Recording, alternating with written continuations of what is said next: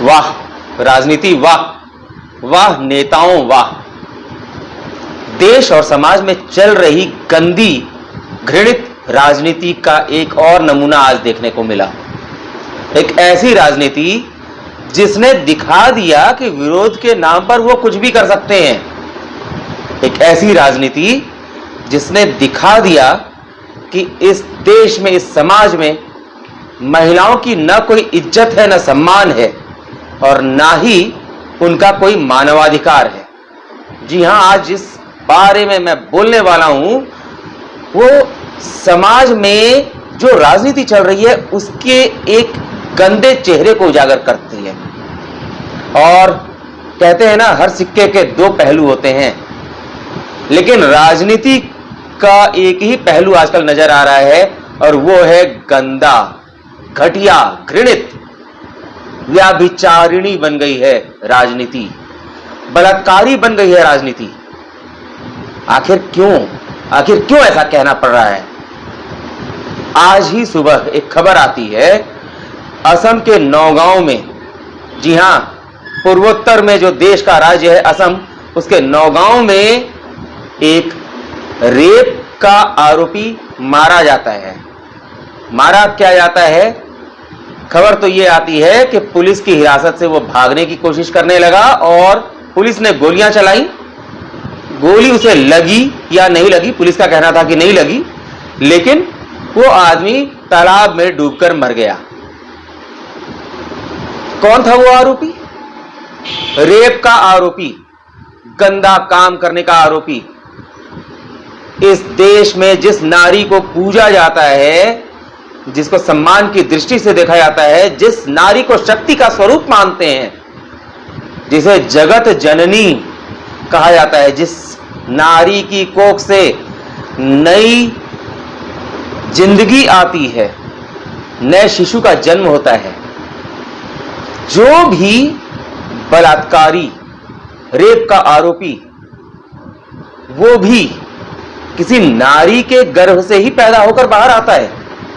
और जब वो ऐसे जघन्य अपराध को अंजाम देता है तो क्या उसे उसका दंड नहीं मिलना चाहिए?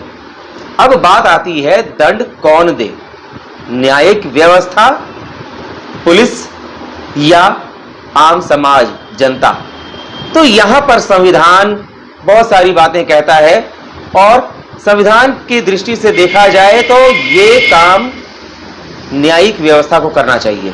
परंतु आज हमारे देश की न्यायिक व्यवस्था का हाल सभी को पता है। एक केस को पूरा होते होते न जाने कितने साल बीत जाते हैं। न्याय जब तक मिलता है, वो भी मैं कह रहा हूं तथाकथित रूप से मिलता है, क्योंकि ये कहना मुश्किल है कि सभी को न्याय मिल ही गया। जिस व्यक्ति के पक्ष में न्याय होता है तो दूसरा पक्ष कहता है कि हमारे साथ अन्याय हुआ। इसलिए जो भी न्याय व्यवस्था है उसको देखकर आज जनता का भरोसा भी उस पर से उठने लगा है। खासकर ऐसे मामलों में, बड़े बड़े मामले होते हैं ना, बड़े नेताओं के मामले, उनमें तो कोर्ट का दरवाजा रातों रात खुल जाता है और बड़े बड़े वकील पहुंच जाते हैं, स्टे ले लेते हैं, अंतरिम जमानत ले लेते हैं, बहुत सारी चीजें होती हैं। लेकिन बलात्कार के पीड़ितों को कौन न्याय जल्दी दिलाए, ये एक बड़ा सवाल है। और ऐसी ही एक घटना जब देश में तो अक्सर हो ही रही है। कोलकाता का क्या हाल है सभी जानते हैं। एक डॉक्टर बिटिया के साथ गलत होता है और आज क्या स्थिति है। जो रेप का आरोपी है, मुख्य आरोपी है, वो पुलिस हिरासत में तो है, लेकिन दंड कब मिलेगा पता नहीं। कई सारे टेस्ट होंगे, पॉलीग्राफ टेस्ट होंगे, कई चीजें होंगी, कई प्रक्रियाएं होंगी। मुझे आपत्ति नहीं है, परंतु इसमें समय कितना लग जाएगा। इसी तरह बदलापुर की घटना 4-4 साल की बच्चियों के साथ, मतलब हमारे देश में, समाज में तो जगह जगह इस तरह की घटना हो ही रही है। ऐसी ही किसी घटना में एक आरोपी डूबकर या डुबोकर जैसे भी मारा जाता है तो कई पार्टी, देखिए इस घटना का एक और पहलू आपको समझा दूं। जहां पर यह घटना घटी वह आरोपी मारा गया डूबकर या डुबोकर, दोनों में से कुछ भी हो सकता है, परंतु जब उस आरोपी का अंतिम संस्कार हुआ तो उसके अंतिम संस्कार का बहिष्कार किया गया, जनता उससे दूर रही, जनता में आक्रोश था उस व्यक्ति के खिलाफ और उसका अंतिम संस्कार का बहिष्कार किया गया। उसके मरने पर चाहे डूबकर या डुबोकर जनता में खुशी की लहर थी, खुशी की। आखिर क्यों? अब आज हमारे देश के कुछ टुच्चे नेता, पार्टियां बड़ी हो छोटी हो अलग की बात है, लेकिन जो नेता इस मुद्दे पर राजनीति कर रहे हैं, टुच्चे टुच्चे लफंगे नेता, वो नेता आज कह रहे हैं कि इसको मार दिया गया, पुलिस को यह अधिकार कैसे मिल गया, इसकी न्यायिक जांच होनी चाहिए। बिल्कुल होनी चाहिए, लेकिन प्रश्न यह उठता है कि जब वो व्यक्ति, गलत काम करने का आरोपी व्यक्ति मारा जाता है, जनता तो खुश होती है, नेताओं के पेट में क्यों दर्द होता है? शर्म करो नेताओं, शर्म करो, बेशर्मी की हदें पार मत करो। और आप ये कहते हो कि जो मारा गया उसका भी मानवाधिकार था, मारा गया उसका मानवाधिकार था, एक दोषी का, एक आरोपी का, एक अभियुक्त का, एक बलात्कारी का मानवाधिकार था। जब मुंबई में हमला हुआ था तो उसका पकड़ा गया आरोपी कसाब, उसका भी मानवाधिकार था, उस पर करोड़ों रुपए खर्च किए जा रहे थे उसके मानवों के अधिकार को बचाने के लिए। लेकिन जिन लोगों को उन लोगों ने मारा था, जो मारे गए थे बेमतलब के, उनका मानवाधिकार नहीं था क्या? कोलकाता की जो डॉक्टर बिटिया के साथ हुआ, उसकी निर्मम हत्या रेप के बाद, क्या उस डॉक्टर बिटिया का कोई मानवाधिकार नहीं था? उसके लिए कौन खड़ा हुआ कि उसका मानवाधिकार का रक्षा किया जाए? ऐसे रेप के आरोपी अगर बचते रहे, उन पर ट्रायल चलता रहा, कल को वो निकल गए जेल से, कानून में कितने सारे पेच हैं, कितने छेद हैं, सभी जानते हैं, जेल से निकल गए, फिर वो बलात्कार करेंगे, फिर जघन्य अपराध करेंगे, वो तो अपने मानवाधिकार की रक्षा करते करते बाहर आ गए। लेकिन जिनके ऊपर वो अपराध करेंगे, क्या उनका कोई मानवाधिकार नहीं है? जिस आरोपी की मरने की आज खबर आई है, उसके मानवाधिकार को तो लेकर सारे टुच्चे नेता, छिटपुट नेता, छुटभैये नेता सड़कों पर आ गए, टीवी पर डिबेट करने लगे, बहस करने लगे, बहस पर बहस, बेसिर पैर की बहस। लेकिन उस व्यक्ति ने जिसके साथ गलत किया था, क्या उसका मानवाधिकार नहीं था? उसको सम्मान के साथ जीने का अधिकार नहीं था क्या? आखिर अपनी राजनीति चमकाने के लिए कितना गिरोगे, कितना गिरोगे टुच्चे नेताओं? शर्म आती है ये कहते हुए कि तुम हमारे ही इसी देश में रहते हो, इसी देश के वासी हो। सच्चाई तो ये है कि तुम इस देश में, इस देश को छोड़ो, तुम समाज में रहने लायक नहीं हो।